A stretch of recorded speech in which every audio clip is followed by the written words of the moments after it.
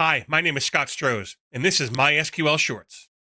In this episode, we are going to demonstrate how you can use the count function with the distinct keyword to return aggregate data.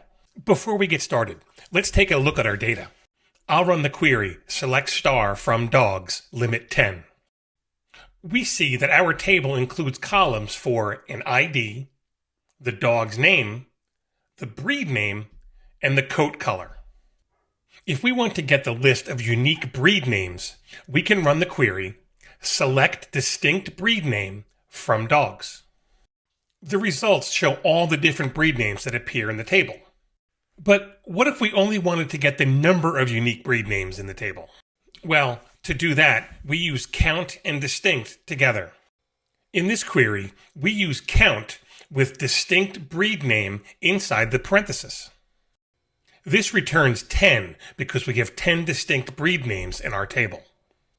If we want to return the breed name and the number of times each breed exists in the table, we run the query select breed name, count star as count from dogs, group by breed name, order by breed name.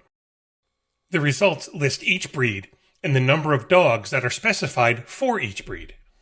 For our last example, we are going to list each breed with a count of how many unique colors exist for each breed. We select the breed name, and then we use count with distinct coat color in the parenthesis. And finally, we group and order by the breed name. This time, the result shows each breed name with a count of how many different coat colors exist for each breed. Thanks for watching. Please be sure to hit like and subscribe. Also, there'll be a link in the description for any code or files we used during this video.